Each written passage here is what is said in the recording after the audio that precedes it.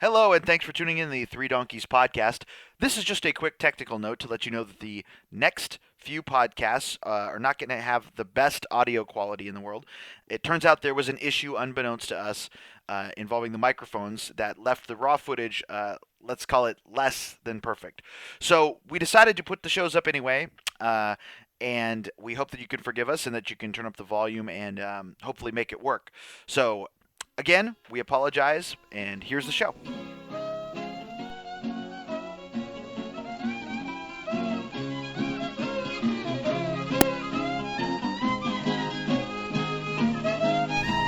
Hello and welcome to the Games with Garfield podcast. My name is Tyler Bielman. I am here as always with the intrepid Skaff Elias. Hello. And the Honorable Dr. Richard Garfield. Hi. And we are joined this week by a very special guest. You know, we have been trying some different formats for the show. We did a single game show last, if you remember. Scrabble. Scrabble. We did a Scrabble show. We've done different topics, so we're trying something new today. And we have with us a legendary tabletop game designer in his own right, Mr. James Ernest. Hello. Welcome. How are you? We're doing well. So, James, tell us about... so, for those who don't know, most people know the Cheapass Games brand, yes? Yep. Kill Dr. Lucky, Yep. being probably the most recognized Cheapass game. Yeah, Kill Dr. Lucky was the first one we did, and we spent a lot of time pushing it because it was the flagship for 10 years. And now you can get it in a color edition, so yeah, it's a very well-known game. Wow, you started the plugs early. That's fantastic. Who's producing the color Well, version? that's available from Paizo at paizo.com. That's spelled P-A-I-Z-O. Excellent. And so let's talk about when you first got into game design, because actually I happen to know that you had a career before game design that's pretty interesting as well. You promised not to talk about that. So I got into game design when I met Richard, actually, around about that time. And when was that? You remember? Do you remember when we met? I do. It was 93, wasn't it? Probably, yeah. That's when It was you like guys the were very first year. selling shares in Wizards before Yeah. Magic came out. But what did you do before that? Come on. You were Chippendale, wasn't Yeah, I don't want to. I was in the Thunder Down Under. I worked at Luxor And from. good job on getting rid of your Australian accent. Yeah, well, I got rid of all my muscles too. It was a big career change for me. I don't think you are. Why did you just don't... To be a professional juggler. A professional juggler? Yeah, and any profession where you have to say professional in front of it is embarrassment. Nobody says they're a professional lawyer. Yeah, So there's I I no... am a professional doctor. As a professional juggler, what Jugger. what I was did you- also a jugger. We can talk about that too. what did you Carry the thing on what my did you shoulder. charge? What were your rates? What do you have a bar mitzvah? Actually, so my wife worked at Wizards, and that was when I encountered the $100 threshold. There's a point of wealth and income when driving across town for a kid's birthday party for $100 no longer sounds like a good idea, and that's kind of when I stopped. And so then you come into Wizards, and were you hired right in as a game designer?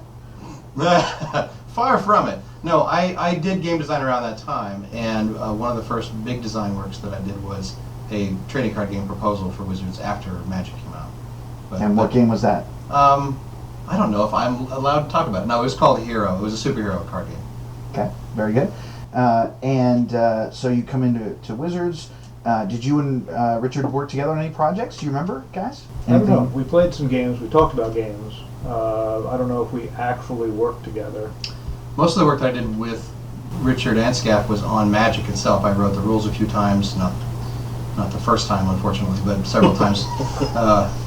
That's Subsequent to important that. Well, and I also edited the Mtg-L digest. There was a mailing list, and I cut it down to 10% of the noise. So you took all the I took signal out. 100% of the noise. I took 100% of the noise and cut it down to the 10% of the noise that was the most worth reading. And so Skaff, you were around at this time too? I was around. And did you guys do any work together? You remember? I don't think we ever worked on a project together. So how long were you at Wizards? About a year. So not very long. Not really. And so you leave Wizards presumably under horrible circumstances. There was a firestorm of meteors, and my desk was hit. And rather than get me a new desk, they just told me I was fired. Right. But you after that you worked on contract basis for Wizards, right? Didn't you do? Yeah, before, during, and after. I mean, I did a lot of crazy stuff, including I painted a Magic card for Wizards. And so Alternate reality or Reality Twist. reality twist? That was it. Yeah. In the Ice Age expansion, available nowhere near you. I've never done a card. I took an animation class last year though, and threatened to make a card for them. And they said they'd be interested. So maybe I'll join your rank of artist. I think you could probably get in. So you leave Wizards. Do you immediately start Cheapass Games? Almost. I did the Xenophile trading card game for Phil Folio. I'm not sure we're allowed to talk. Describe that a little I'm bit. not sure we're allowed to talk about that game. Well, it's you play a card and you turn it around and you pop it. It's cool. Oh, you mean the story? I just So- people might like to know. When I was at Wizards, That's what Google's for. That's right. when I was at Wizards, one Just of turn the, your you know, when you- content filter off. Wait, right. And when you Google Xenophile, Spell- how spell many it. X's would you 3 use? X's. Oh. Okay, now that we've described Xenophile, we can move on to. Well, so while I was at Wizards, I was inventing games, and I had a whole bunch that I wanted to publish, and it's very hard to sell a game to a game company if you haven't published anything before. So, with the 10 or 12 games that I had in my pocket, I started Cheapass Games as a way to just get them into print and learn a little bit more about that business. That was in '96. And so was Kill Dr. Lucky the first game? Yeah. There was about a half dozen that were ready to go, and we picked Dr. Lucky as the best of that bunch, and that's why it was the first launch. And so ever since then, it's continued to be the best product in the line, and after 10 years of making worse products, I finally stopped. Well, we'll get to why you stopped more towards the end. Let's talk a little bit about the meat of it, though. So just fire off some of the more popular titles. Kill Dr. Lucky. That's the brain. That's it. Oh no! Oh, there you go. That's a good one. Give Me the Brain, Button Men, Dice Land, Deadwood, Brawl, Falling. Fight Ball, Fight City, Captain Park's Imaginary Polar Expedition. You're moving past so- my knowledge there. So Cheap Ass was a prolific line. How many games did Cheap Ass put out? It was Depending on how you count, it was about 100. I usually count in Latin. Yeah. But 50 of those are two little collections of 25 games, so maybe 50 different games. Right, and Cheap Ass as a brand had a pretty interesting philosophy. Can you speak about that? Well, the basic idea was that our games didn't come with the spare parts that were generic. So if you need dice or play money or counters, you have to steal them from another game or buy them once, and that's how our games were cheap. Right, and so the average price point of a game was. I wanted to make it $2 when I started, and the first board games we did were $5, and they wound up being in little boxes for $7.50. We did card games for as high as like 15. That's about as high as it went. And most of it was black and white, except a little bit later you did some colored card I did stuff. some color stuff because at Origins, about 3 years after I started, about 3 years after I started the brand, there were like 3 dozen games, and they all looked exactly the same. So I did some color games just to kind of break it up. Right. Any Cheap Ass Games thoughts, feelings, Richard? Well, I think Any I favorite certainly games? don't know all 100 games, but James from the start has been very fast and very varied in his game design, and so each one was a lot of fun to explore. They involved a really wide range of mechanics, including was Falling your first of the real time? Yeah. Yeah, and so I mean that was really innovative, but and this is something which was apparent early on. I actually don't think that he had trouble selling to Wizards because he was unknown, but because Wizards was in those days wrestling with Magic and with licensed products. Because I mean I am share some qualities with James. I like to do games and like to do a lot of them, and I had a lot of trouble getting my games through because of the sort of the way Wizards was wrestling with these things. Right, and I don't think it's an indictment of Wizards specifically. Like I was in the business long enough to realize that a big publisher has a lot of weight to carry, and these games weren't necessarily that good. They were just, let me experiment, let me get this out and see which ones are good. So Yeah, I think doing them through Cheapass was just a good way to get them out. I mean, Richard probably had more games rejected by Wizards than you did. And But yeah, that's because after I submitted one, and I stopped. But yours games, even those in the old days, I mean, it's like Cheapass was a really good outlet for them in that even if they weren't good, they were you easily get your money's worth. And it was fun to explore. Yeah, that was part of the hook. Was come on, it was $5. Try it, see if it was any good. You mean you play a lot of European games, and I have some of those. Yes, those European games are quite expensive. Oftentimes they're very expensive, and oftentimes they're a lot of fun for a few times also. Well, in '96, when Cheapass was kind of invented, there was an arms race in the gaming industry to, I think, make more and more expensive games.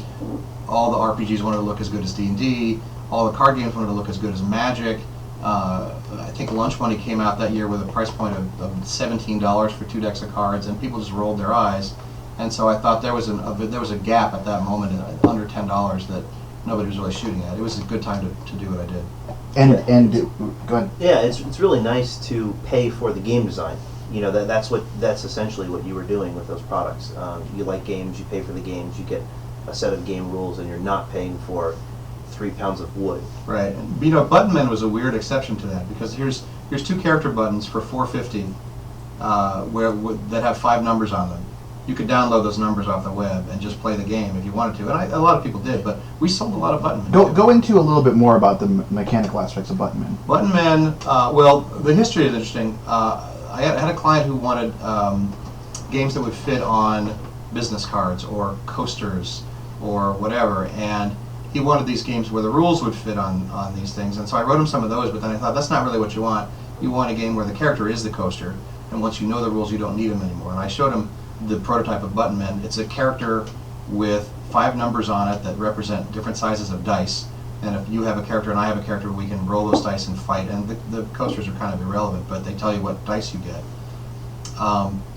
And he wasn't interested in that, so I figured out how to publish it myself as Buttons, and that's how I got the name Button Men, which is a good name for it because the characters are all mafia guys in the original set anyway. It's quick playing dice game. It's highly strategic considering that it's a dice game, and because you use a badge to represent the character, people would wear them to conventions and advertise that they played the game, and they turned into good advertising vehicles for a lot of companies. And so you mentioned it was going to be an iPhone soon? Yeah, Button Men is coming out for iPhone probably before this airs. I don't know when this will, but we're trying to get an alpha in the cloud by early September.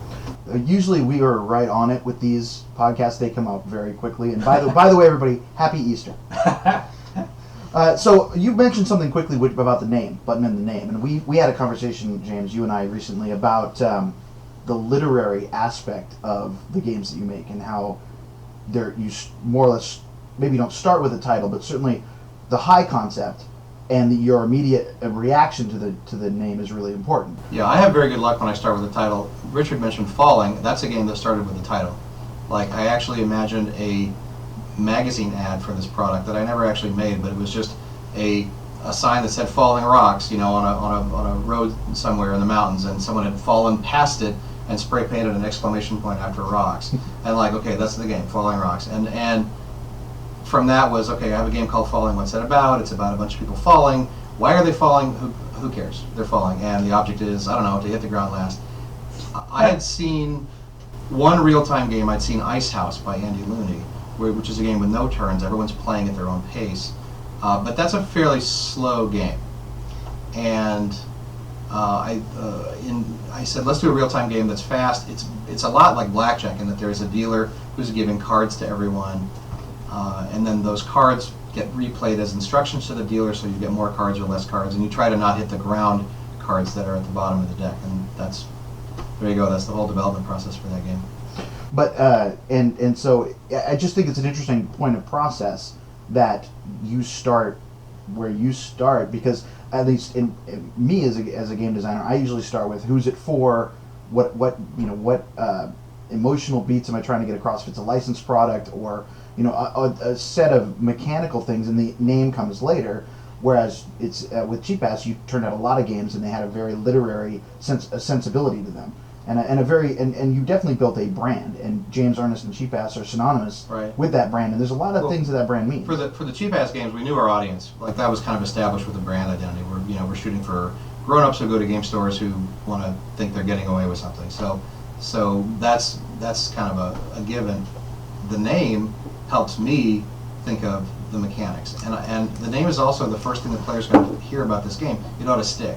I've been in lots of meetings now where you have a great game idea, but you don't know what it's about or you don't know what to call it, and thinking of what to call it is like pulling teeth. It's impossible. I hate those meetings. And I'd rather sit around and come up with a good name and then write the game that goes behind it, because for me the game's actually easier than the name. Yeah, that's my dad tells me this story of I guess he worked for Seal Test Ice Cream back in the '60s. One of his first jobs, and they would sit around in a group and think of names of ice cream flavors, and then once they came up with good ones, then they would turn it over to the people that were actually supposed to come up with what the flavors in that flavor were. And that's a good parallel with Cheapass too, because like the whole point was I can't make money on one $5 game. I have to have a dozen. I have to do one every month, which I did for several years, right? And so they need to have the names that really And we've all been in the meetings where it's marketing's responsibility to come up with the packaging, and marketing's responsibility to come up with the logo, right? And in some instances, marketing even taking care of the name and those kinds of things. So it's just an interesting way to approach game design. It's a very personal way because you were able to self-publish, but I've always found it, when working with you, a really interesting part of your process. And I typically come up with names that don't really need to go through a trademark search, like Captain Park's Imaginary Polar Expedition. I don't really think that there's enough. I seem to recall a Yeah. trademark issue you might have had with one of your games. Oh, I've had one or two. But there's always exceptions. They prove the rule, right? You do as many games as he has. I got a really good deal from MGM. I'm not allowed to talk about it. Yeah, I bet.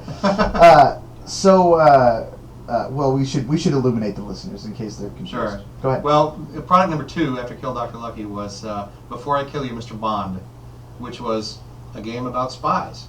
And honestly, like, I was just young. Never occurred to you. My company was young and stupid. Of course it occurred to me, right? It's not a surprise, right? I said, if they send me a cease and desist letter, I'll cease and desist. I'll take it out of print. It's not a big deal. So, like 7 years later, they finally did. And I was like, okay, I'm working with a lawyer right now. Anyway, let me ask him about this. He says, yeah, you should probably quit. But it's a parody. He says, yeah, sure it is. How much have you made on this game? This much. Okay, it's going to cost you twice that much to win. You will win. You ready to go? I'm like, all right, we'll give up. So we ceased and desisted, and as an afterthought, they made me pay $400 in damages. I sold out the game that I had just recently reprinted 3,000 copies in about a month because everyone knew it was gone and never coming back. Right. And then we got to hold a contest to retitle the game, and then we brought it out again in color under a different name. And the name was? James Ernest totally renamed Spy Game, which is funny now because Mayfair just did a game called Martin Wallace's totally renamed Train Game because they had almost the same problem. So it's a little thing. It's a little thing. So what we should do is anybody in the business who has a trademark issue should just use that meme now. What I'm thinking is James Richard Bond's name in a train game. Mayfair aren't as smart as bulbs in a box. I think it's Richard Garfield's totally renamed trading card game is what we should shoot for with a particular TCG you might have designed. Skip the licensing problem and go straight with that. Yeah, I like that. Yeah. I have a question. Let's do it, Richard. What was your penetration into the European market? Oh yeah. Her name was Olga. I'm asking because Why are they laughing?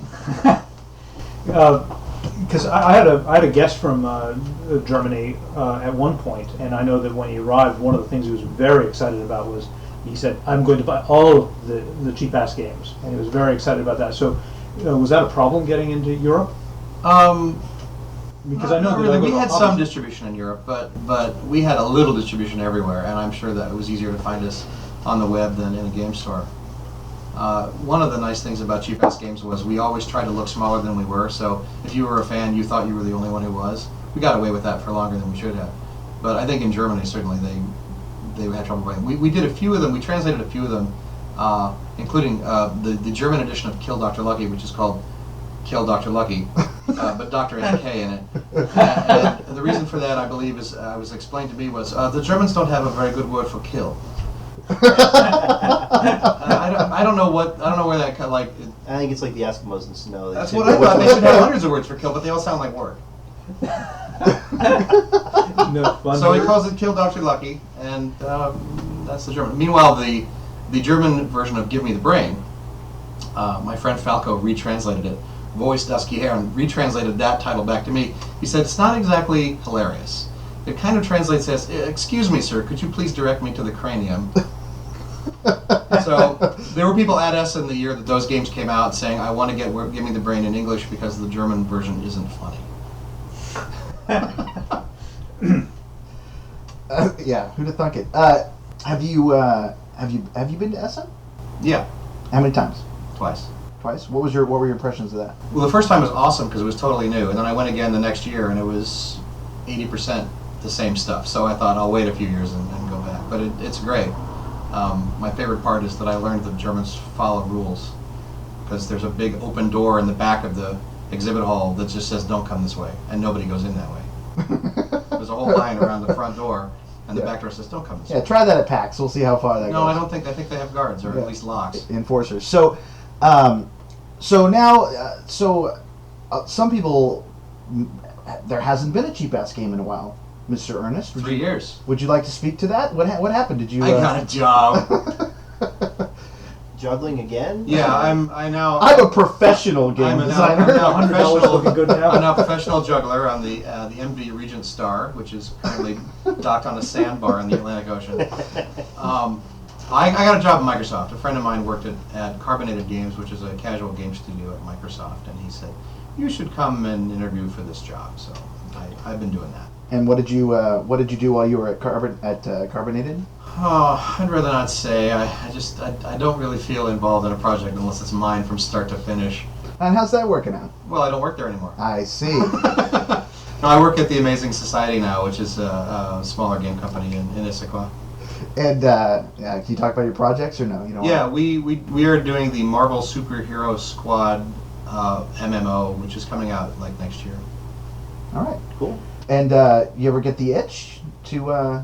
Well, no, unfortunately, I wish I did. I have done a few game projects. The biggest of which was I took an older game called Dust and Sin, which is about building Las Vegas, and retooled it earlier this year. Spent another 6 months on it because it just didn't feel done, and sold it to Mayfair. And they're not going to call it that. They're going to call it some Las Vegas or casino. I don't know what it's called yet, but. James Ernest is totally renamed board game. I hope it's James Ernest totally renamed game about Las Vegas. Yeah, that would be cool. Published by Mayfair. Yeah. Well, that's fantastic. So, what would you tell a lot of the people who listen to our podcast? They both want to know, what would you tell people who are trying to get into game design? You, sir, forged your own path after Wizards. What would you tell? What's the top 3 things you would say to a burgeoning tabletop game designer? Leave me alone, I won't buy your game. No, seriously, the door's that way. And don't make me call the police. All right. Yeah, that'll help you. Fantastic. So I don't really know. I mean, you're right. I published I did my own thing, and I had done publishing before. I published a juggling book, and had a business license and all of that's already set up.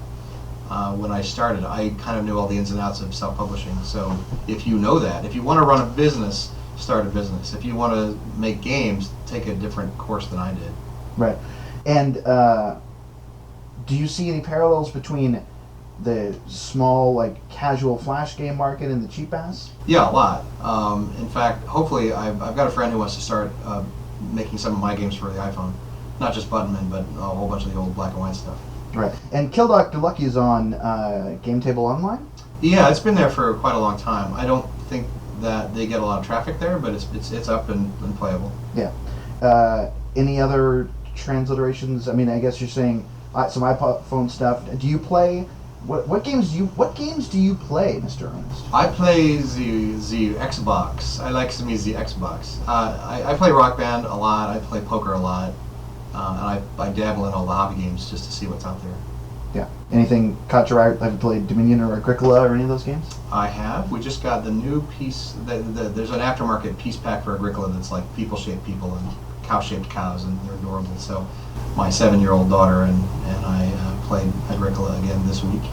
Had a good fun time. And yeah, I play a lot of Dominion. And the rumor has it that you're actually you are also, in addition to being James Ernest, you have another persona in the form of a webcomic. Is that true? Oh yeah, I have a webcomic that I've been writing for about a year with a friend of mine, Brian Murphy, called Brian and John. And where might we find this? You might find it at brianandjohn.com. But we also might not. Oh, you will. Oh. You will. A new comic every Monday, Wednesday, and Friday.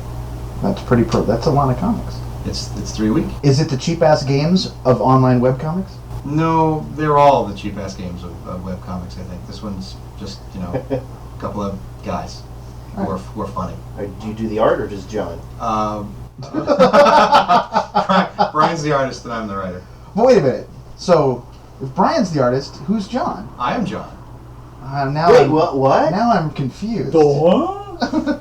Well, typically when you start a webcomic, you make up a name. Is that what it is? That's how it works. All right, fair enough. All right. Do you guys have any closing thoughts about self-publishing, Cheapass Games, games in general? Sure. I will give advice to people out there who are listening. I was specifically not asking you. Well, I will tell you. Okay. Whether you're asking or not, you who are listening, who are thinking about self-publishing a game, are not as smart or hardworking as James is, so don't do it. Fair. That's a very good point. And unless it's really like a pure vanity project. Now, there are some of you, maybe, possibly, who can do it, but it's just a lot of work. So consider trying to get your games published elsewhere first, unless you like to go through a lot. I usually say don't start a game company unless you like companies more than you like games. Because that's what you're going to do. You're going to spend all your time running your business and wishing you were doing game design. Yeah, I usually say don't go into game design unless you love the process of designing games, and that means every step of the way, whether it's pitching to people, if that's what you've got to do, or play testing it, or running a company, if that's what you end up doing. You better be enjoying the whole process, because whatever you see as being the golden apple at the end is a really long shot. That's as entertainers, and that's in part what we are. We make our jobs look easy, and I think anybody can get into game design thinking that designing a game is just fun. But you're right; it's a lot of work, and I have background in graphic design and technical writing, and a lot of things that make the thing actually work. Yeah, that's one of the things. I mean, the three gentlemen I have with me right now represent the cream of the crop in terms of game design that I've ever been personally exposed to, and one of your strengths is definitely the no, I thought it was the hand-eye coordination. Is you do have an amazing jack of all trades skill set, and it's not like a normal bard. You have high ranks in all of them, so allow me to compliment you in that way, because we've gone down the road, including juggling. Let's not forget how important that was for the bard class, for the game Huzzah, which is about working at a Ren Fair.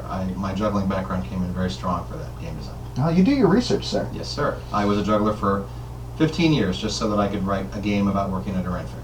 And I'm sure it sold like crazy. If like crazy means locked in a rubber room, then yes, it sold just like that. Yeah, Kill Dr. Lucky, a crowd favorite. Talk a little bit about the process of making that game. I knew that I was making some games, and the title came into my head, Kill Dr. Lucky. That was, the first thing that I thought of. It was, the picture in my head was from a short story that I had done in college called The Butler Wore Black, which was just a funny little, Agatha Christie mystery where everyone gets together and somebody gets killed. And in fact, in this one, everyone killed him at the same time. And that has, its basis in Clue and the Clue movie and mystery stories and mystery movies and whatever. So with that as the title, I'm driving across town. I get at my friend's house and I'm like, I'm going to do a game called Kill Dr. Lucky. How does that sound? Okay, good. Go. From there, we said, okay, what are the most important things about killing Dr. Lucky? We talked for a while about getting motive and opportunity, and we eventually abandoned motive and just said, okay, you just want to kill him. Just believe that. And we're not going to worry about that as a mechanic. We're just going to tell everyone who's playing that they want to kill him and focus on the opportunity, which is you think you're the only one who wants to kill him, so here's a map of his house. You want to be alone in a room with him. You want to be in a place where nobody can see you, and you want to try to kill him. And he's called Dr. Lucky because we want to try to kill him a lot of times, and we want to fail a lot. So that's where the real game mechanic of the game is. I'm going to try to kill Dr. Lucky very often, and his luck is represented by cards that other people can drop to say, no, you failed. That's kind of how it came about. The sight lines and how the board is laid out all kind of developed out of that.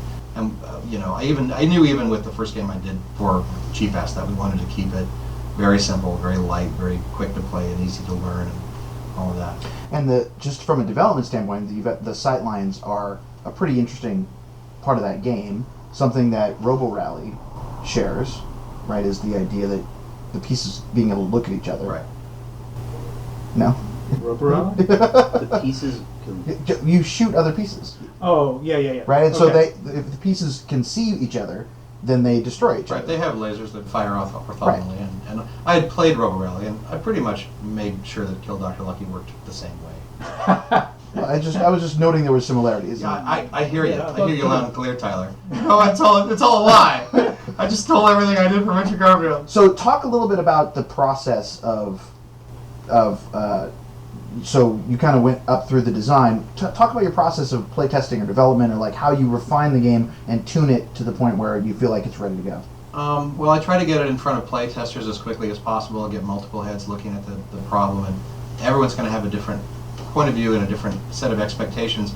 And it's nice, even sometimes with blank cards, to get people in a room and say, this is the game you're playing, this is what you're supposed to do, what do you expect will happen next? You get a lot of good feedback from that. People bring entirely different sets of experience and expectations to a playtest, and Kill Dr. Lucky was one of those. Like I said, one designer spent a lot of time saying there should be motive cards in this, and you should have to accumulate them before you can succeed, and that just turned out to be one more axis of difficulty that we can take out. Yeah. So how long? So you brought the people in. You brought playtesters in relatively early. Like Yeah. You had and then from the time that you first brought in playtesters till the final, say, beta version or the final product, did it change? Which for Cheapass was the same thing. Did it change a huge amount, or? That particular one, not really. Partially because a lot of the early design work was done in a brainstorming session. Like when I do a game design just cold with nobody watching and I write down a whole bunch of rules and this is how it's going to work, it does not survive first contact with the playtesters. But with it's kind of the same group in the room, it feels more similar, I think, in the final than that.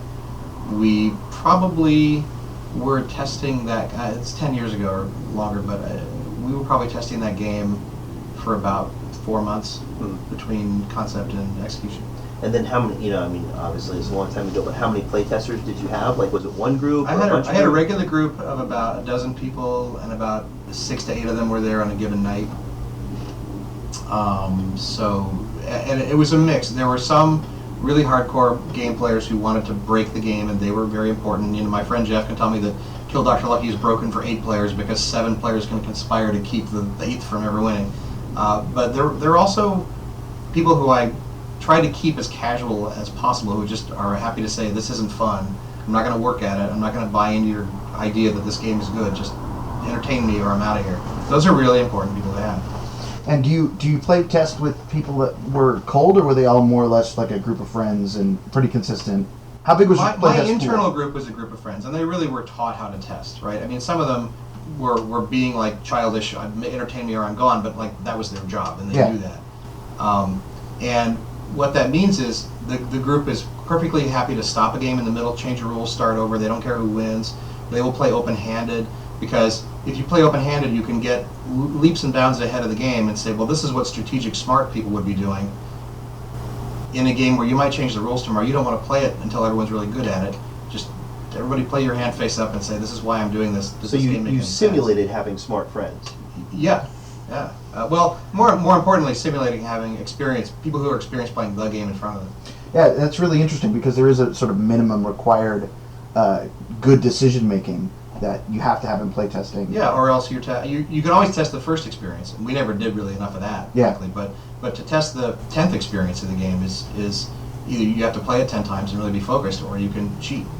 Did you find over time your playtest time went down or up, or it just became more effective?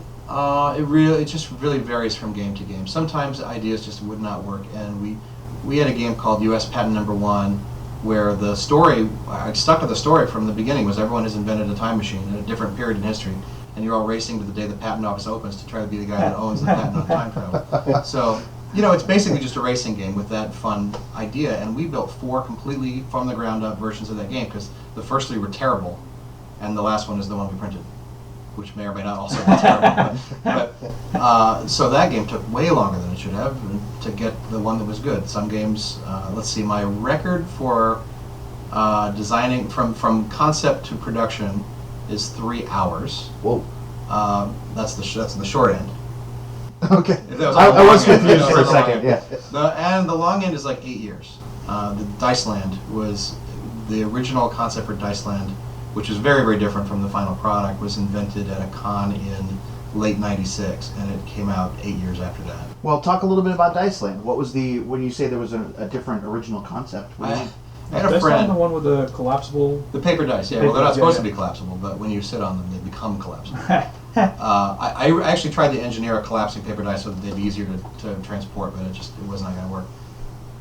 The inception of this is a broken record. I've had this story happen a lot. This guy comes to me and says, "Hey, I want you to design a game for me." "Okay, what kind of game do you want?" "Well, I want a game you could play in a bar." And I thought about that. I said, "All right, you can play it in a bar. So it's going to be portable, it's going to be waterproof, it's going to be quick. How about a dice game? How about a custom dice game? You could make money selling custom dice." So I wrote on this custom dice game called Zodiac. 2 weeks later, I say, "What about this?" He says, "Again, oh, I see. Yeah, no, I guess when I said a game you could play in a bar, I guess what I meant was a game about owning a bar. Everybody wants to own a bar. I mean, I want to own a bar. In fact, I think what I really want is to own a bar. Bye." So, like, bam, it's gone, and now here's this game design of custom dice, which I cannot produce. I don't have the money to produce custom dice, right? Right. Now I got a game on my shelf. You can play it in a bar, but I can't produce this thing.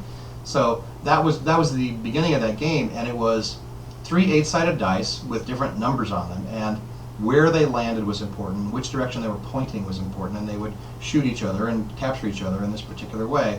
So it required the skill of throwing them So into like play. a Robo-Rally kind of thing. It was very much like Robo Rally. Yeah, we were talking about that before, and I'm just revealing what I am. So eventually, this game of Zodiac partially turned into Button Men, where here's some custom characters where the dice are the same, but more of the design principles went into eventually into Dice Land. It was called Super 8s for a while because they were 8-sided dice. We had the idea to make them into paper when someone came to me and said, "I want a game that I could put in a Happy Meal." And I thought, well, what's even cheaper than putting it in the Happy Meal is die cutting it out of the box. So now I realize, okay, if I can print on cardboard dice, I can get a lot more detail than I can with just custom molded dice. Let's look into that. And of course that client fell through again, so I'm like, well, maybe I can die cut these myself. And that was the Dice Land, sort of the beginning of the end of Dice Land. And it was still 3 years between, okay, let's make paper dice, to this is the miniatures game called Dice Land that I can actually feel good about. And you did one expansion, Great White North? No, there was Space. And Deep White Sea was the original set. Right. We did about 4 expansions for Dice Land, despite the fact that it didn't sell very well, because I just loved it. And the people who liked it really, really liked it. Yeah. But there weren't enough people. It's got barriers. It requires throwing skill, so that's off-putting for people. It has randomness in it, so people who play miniatures games do not want to hear about it.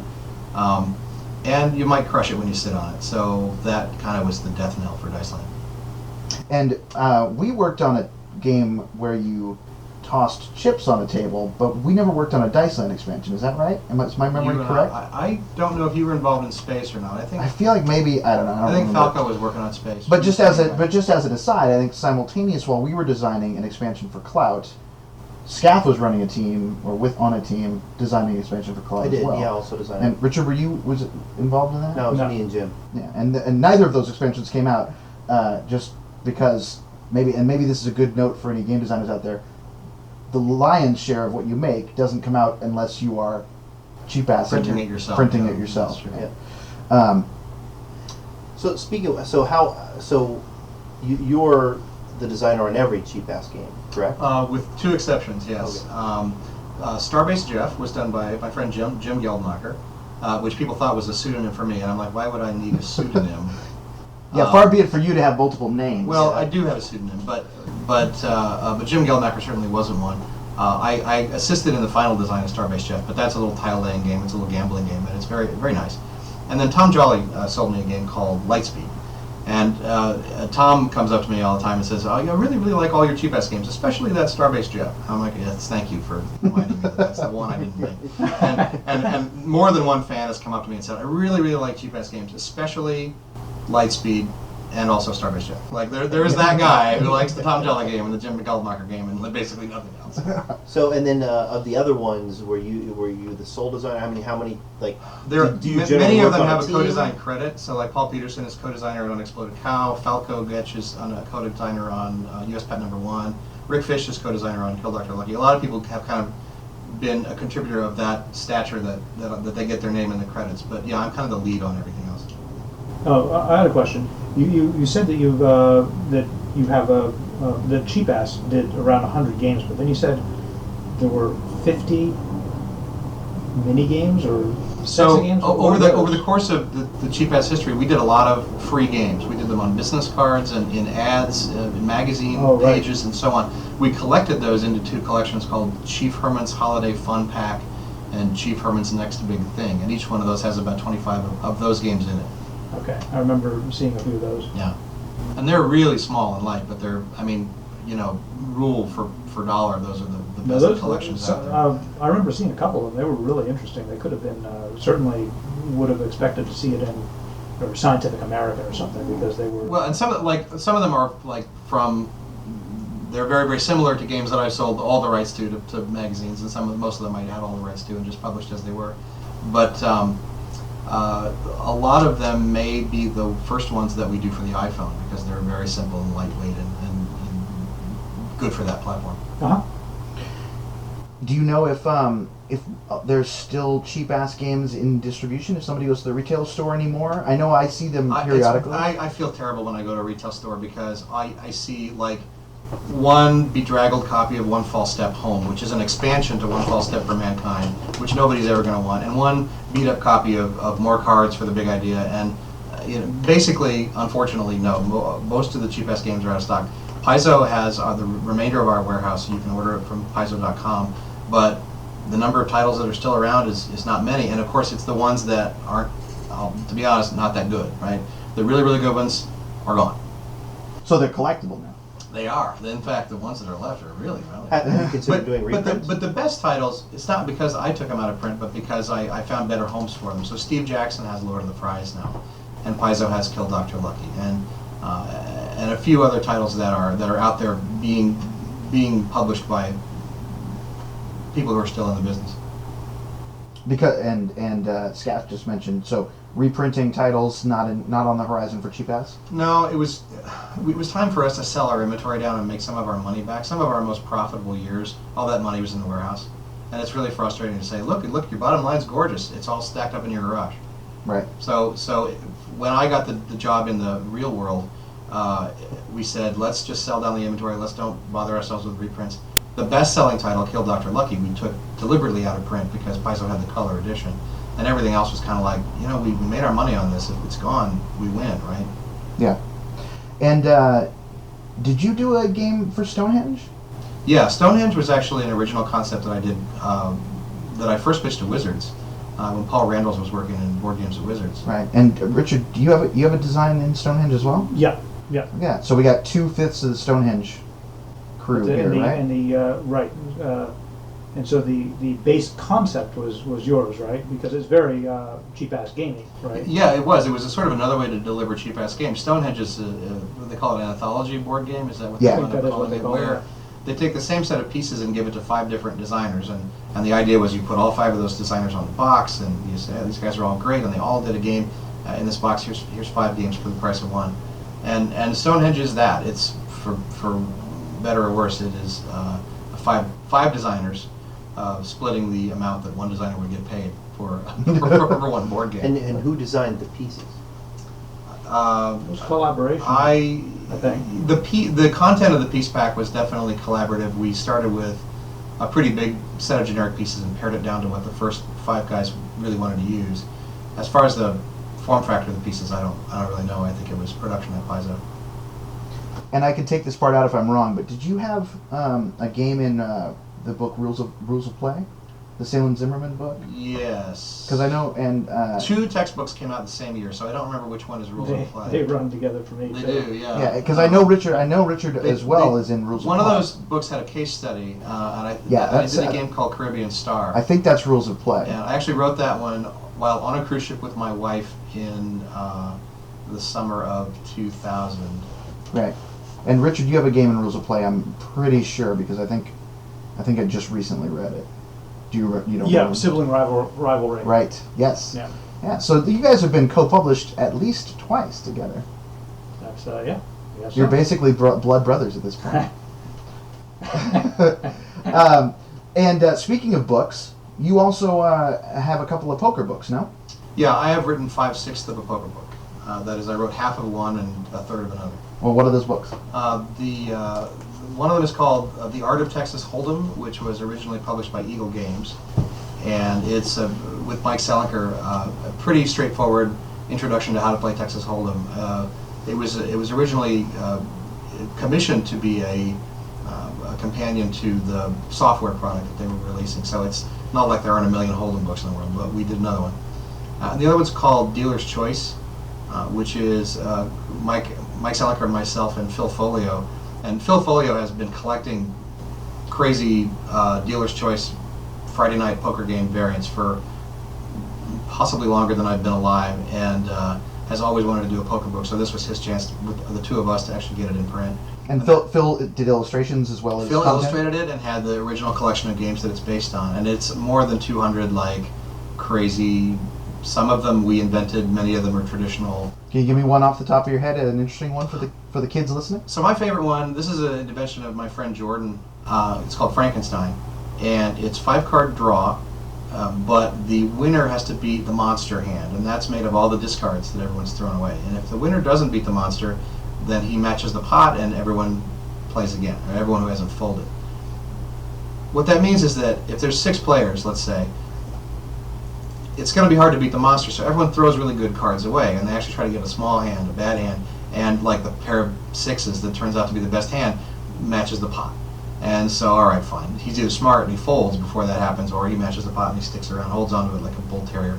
And as people fold, the monster gets weaker and weaker, and eventually somebody says, you know, I think I can go for the high hand now. But by now the pot's already like $40, right? And sometimes it works, sometimes it doesn't, but it's a really intricate, difficult multi-hand game just from that one rule that you have to beat the monster. That's awesome. And so, and I know you're a Vegas frequenter. I've played poker with you at least once in Vegas in a high roller suite, as I recall. And how often do you get down there? I get down to Vegas about 6 times a year. Yeah. I love it down there. Usually I have some work-related reason to go, but I'm there all the time, mostly to play poker or slot machines. I'm a terrible gambler. Yeah, I don't think that's entirely true, but No, honestly, the reason that I give everyone that I play slot machines is because I design slot machines. Part of what I do is write casino games and try to get a foot in the door in that industry. I seem to recall we had a meeting We did. once trying to sell a couple of card games. We pitched a couple card games. Yeah. We did in fact do that. So talk about your love for poker. What is it that gets you going? I just like to, hurt people. I played poker since I was 5. My grandmother taught me how to play 5-card draw, and it's wonderfully simple, and everybody knows it, and it's more exciting because there's money involved, and there's a head game that's going on for your whole life. You're playing the same game. I think it's the best game ever. Yeah, I like the fact that it's got there's the math logic piece and there's a psychology piece, and they're constantly commingling, and it's a really compelling set of things. Richard, you play a little poker? I love poker. It is probably, if I had to pick one game, that'd probably be it as well. If you were on a desert island, Would it have to be poker, or could it be like a deck of cards? Or could it you just can have be one game. One game. All right, when you ask Mike Selinker this question, I will steal this joke from him, but I'll give him credit. I'd probably pick some sort of single-player game. Yeah, he says I will have the build-a-boat game. So Richard, what talk about poker? He's a good game. I like very much this poker. Poker's terrific. It is as James said, so universally known and simple, and it's got so many different levels. It's also, I mean, it plays so quickly, so it can fit into any schedule. You can play a few hands, you can play a tournament, and then one of the things that brought me back for a long time was just how many varieties there were. I was totally in this camp of players who liked the wacky games and invented wacky games. Any wacky game you can share with us? Well, sure. One which I don't particularly recommend to play more than once or twice, but I liked it. It came to mind because James mentioned the Frankenstein game. I had one called Zombie Poker, and with Zombie Poker, it was 7-card stud, and if you folded, you still kept on getting cards, and if you got dealt a spade, you came back into the game because you were dug up because you had it as a spade. Right. And that's in our book as Night of the Living Dead, and it has variants Night Baseball of the Living Dead. And so anyway, this is that was a fun game to play a couple times, but it wasn't really fun once you sort of knew how to play it. Yeah, I think they did that in the World Series 2004, but then it didn't. There's also Len Casey has a book called Night Baseball of the Living Dead for expert players, which I have dog-eared. And I'm pretty sure I'm the Terrier player profile in that one. Yeah, that's right. He describes your player type as the bitch. Well, another awful game is second best poker. You're supposed to get the second best hand. Yeah, we call that Bob Dole. That'll tell you how long ago we named it. But yeah, trying to get the second best hand turns out to be the worst game mechanic I've ever seen. That's probably the worst one I ever played. I mean, it's good because it's simple, but actually playing that game is you have nothing to grab hold of. No, it's awful. One of the things which one of the things about poker which really intrigues me is that what brought me into it was this incredible variety, but you also get such pleasure from mastering something like Texas Hold'em being universal. I'm conflicted about that because I love having this universal game which everybody has this basis of expertise in, which allows you to play a much more exciting game. But I'm conflicted about it because it takes people away from this thing where you can play, whatever strange, wacky variant you want to play. When I do design lectures, I talk about something called the tweak and try cycle, which is a period from kind of a cold start where you, as a game player, can try a new strategy and see what it does, and then get back to a cold start. And in a game like, tic-tac-toe, where there's no randomness, this is a bad example, but you can try several different openings and see what that does very quickly. So that has a very short tweak and try cycle. In a game like Dominion, maybe it's medium-sized and the cards change all the time. In a game like Agricola, which is like a 2-3 hour game, if you try some weird strategy, you're kind of stuck with it for 3 hours. Poker has this neat thing that every hand is only a couple of minutes, but you're not going to get the same hand every time or be in the same position. So your tweak and try cycles are a whole bunch of different little opportunities. How am I going to play aces from early position? Well, I only get that chance every few hours. But how am I going to play from early position? I can try that every few hands. How am I going to play against this guy? I can try that every hand. And that's an addictive sort of random reinforcement schedule that keeps you in the game, and part of what makes it fascinating over time. Excellent. Skaff, any poker stories? No, just the poker can be expensive to dally in the tweak and try cycle too much. And that's where I am. On that note, let's play. Yeah. On that note, I think we'll wrap this thing up and get out the card table. On behalf of Skaff, Elias, No, goodbye. and Richard Garfield, Until next time. and our guest James Ernest, Hello, I mean goodbye. and I'm Tyler Bielman. Thanks for tuning in to the Games with Garfield podcast.